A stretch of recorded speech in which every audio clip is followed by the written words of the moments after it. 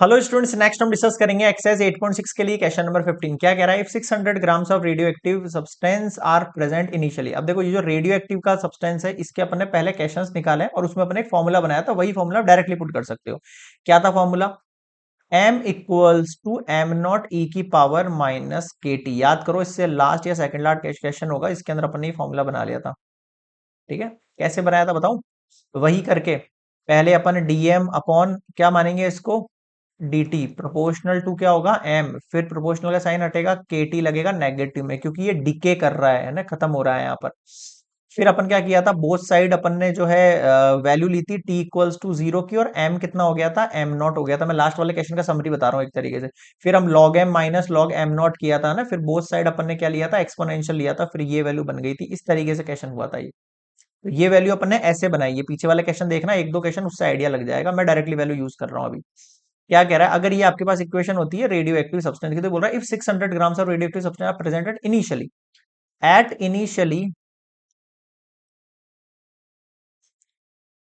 M not का value कितना है भैया, 600 ग्राम है। ठीक है, तो अगर इनिशियली रखें ये वैल्यू m इक्वल्स टू 600 ई की पावर माइनस के टी। यहां तक समझ में आया क्या वैल्यू? ठीक है सर, ये बात समझ में आ गई। फर्स्ट इक्वेशन कंसीडर कर लो इसको। अब बोल रहा है एंड 3 इयर्स लेटर, 3 साल बाद, है ना? तो 3 साल बाद टी का वैल्यू 3 इयर्स हो गया, और ओनली 300 ग्राम्स रिमेन। अब ये जो 300 ग्राम्स है ये एम है, समझ रहे हो? जो स्टार्टिंग वैल्यू थी इनिशियली के अंदर वो एम नॉट होता है, और जो आफ्टर जो बच जाता है वो आपके पास एम हो जाता है। ऐसे अपन एम और एम नॉट को डिनोट करते हैं। एम का वैल्यू कितना हो गया आपके पास, 300। अगर ये वैल्यू मैं यहां पुट करूं, 300 इक्वल्स टू 600 के टी का वैल्यू 3। 600 को यहां लेते हैं, 300 अपॉन 600 इक्वल्स टू ई की पावर माइनस 3 के। 1/2 इक्वल्स टू ई की पावर माइनस 3 के। ये मेरे पास एक इक्वेशन हो गई। इक्वेशन 2 कंसीडर कर लो। अब क्या कह रहा है आगे देखो, how much of the substance will be present, M की वैल्यू कितनी होगी अगर टी का वैल्यू 6 है। तो इसी वैल्यू में पुट करेंगे।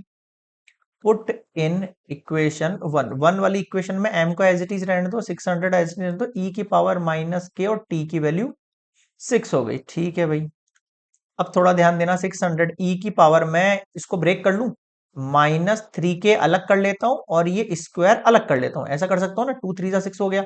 अब देखो, इसकी वैल्यू आपने अभी भी निकाली है, हाफ होती है नहीं होती है?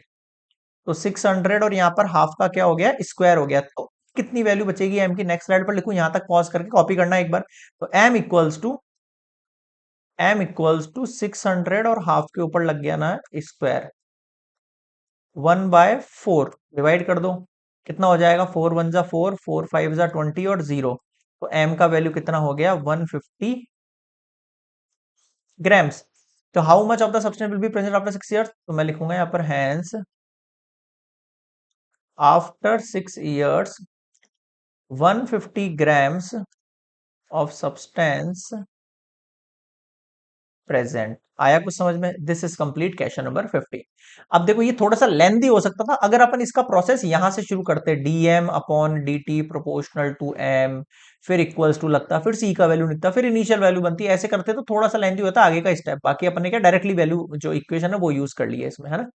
ये मैंने सब इंट्रोडक्शन पार्ट में सिखा रखा है, वैसे हम डायरेक्टली वैल्यू कब यूज करते हैं, ऑल ऐसे, है ना? चलो, तो नेक्स्ट मिलेंगे 16 क्वेश्चन पर।